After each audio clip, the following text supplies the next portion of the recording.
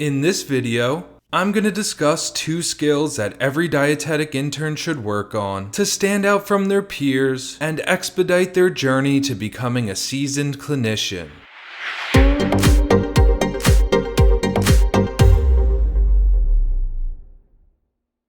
The first skill that every dietetic intern should work on is connecting nutrients to specific foods. In other words, they should spend time memorizing which foods contain which nutrients. Something I've learned as a preceptor over the past 5 years is that many interns would have an easier time explaining the pathophysiology of ketoacidosis than they would providing me with a list of 5 foods that are high in phosphorus. This, of course, is more a reflection of their path through school than it is their competency. As nutrition students, we start in introductory classes learning the basics of food and nutrients. But then as we progress, we dig deeper and deeper into the topics until eventually some of the basics start to become foreign to us. Well, the dietetic internship is where the information begins to come full circle as you start to engage with patients who have a limited understanding of nutrition. Most patients don't want or need to know all of the nitty-gritty details that you learned in school. They just need to know what they can and cannot eat, or how they should approach shopping, cooking, and eating as a whole. As a dietetic intern, you're going to be put in a position where a patient asks about their favorite foods and what they contain. It's a huge confidence booster when you're able to answer all of their questions. The 2 nutrients that I think are most important to be well versed in are potassium and protein. As part of the Nutrition Care Manual, the Academy of Nutrition and Dietetics has a helpful handout that outlines the potassium content of foods. It separates them into lower potassium food choices and higher potassium food choices. Knowing which category a food falls into will help you to instruct a patient to follow a potassium-restricted diet without having to avoid fruits and vegetables altogether. Protein is a nutrient that will come up in conversations daily, and while the food sources of it are obvious to you and I, you'll discover that some patients have no idea where it's found. I think you should have a list of at least 15 sources of high-quality protein that you can recite quickly, and it should feature foods that can be consumed throughout the day, including at breakfast. I also like to make sure that at least 5 of those choices are from plant-based sources, so you can be helpful to patients who follow a plant-based diet or for patients who are striving for a more plant-forward approach. A third nutrient that I feel is important to have a memorized list for is carbohydrates. This is because you'll have to provide a lot of diet education for diabetes. As part of this, you should have a working knowledge of non-starchy vegetables like spinach, cucumber, bell pepper, and green beans. This way, you can frame the intervention as one of adding foods to the plate instead of just taking them away. At this stage, if you're enjoying the video, I'm going to ask that you hit the like button and make sure you're subscribed to the channel. Both of these actions help me to reach and help more people. The second skill that every dietetic intern should work on is finding easy ways to express complex subjects.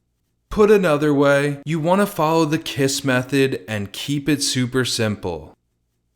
As students of nutrition and nutrition professionals, we think and talk about nutrition and health in a very different way than our patients do. Just as a patient may not know any sources of protein, they're also not going to understand phrases like inadequate oral intake or excessive enteral infusion. It's our job to take the advanced knowledge and terminology that we have and deliver it in a way that's meaningful for the average person. Failure to do this will not only cause the patient to be confused, but they may also be less willing to give you information.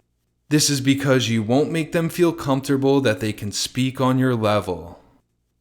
Here's an example. I recently had a dietetic intern who asked a patient, "Are you experiencing any nausea, vomiting, diarrhea, or constipation?" The patient said no, but as the conversation continued, I was able to tell that there was actually an issue there.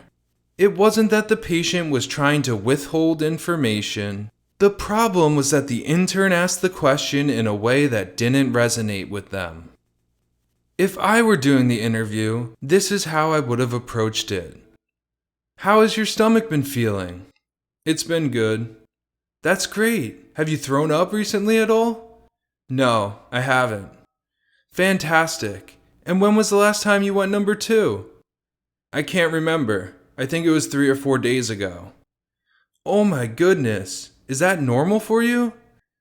"Yeah, I usually only go 1 or 2 times per week."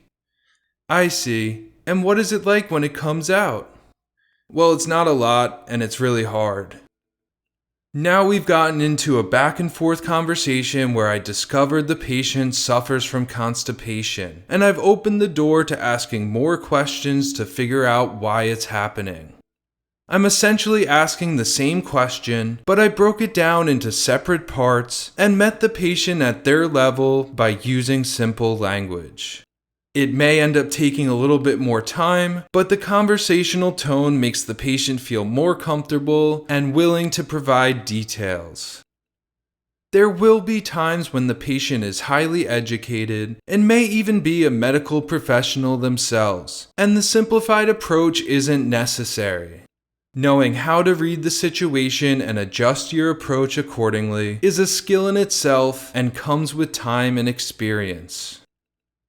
Other instances that I can remember interns being too complex for the patient include number 1, asking the patient, "Are you experiencing dysphagia?" Most people don't know what this is. Instead, ask questions like, "How are you doing swallowing the food? Do you cough when you eat or drink?" Number 2, telling the patient, "I'm concerned you're not meeting your nutritional needs." This can be made more meaningful by tying it to an outcome, such as, "I want to make sure you're eating enough so you can be strong enough to go home with your family." And number 3, telling a family member, "I saw that they have a PEG." The vast majority of patients and family members don't know what their feeding tubes are called. They just know it as a feeding tube, and so we should call it that. Ultimately, you want to move away from a formal, structured interview and turn it into a more casual conversation, like one you'd have with a friend or acquaintance. Sometimes the best assessments are those where you get all the information you need and the patient doesn't even realize it. Let me know in the comments if you find this type of video helpful and want to see more of them. You can see the first video I posted like this by clicking the image on your screen.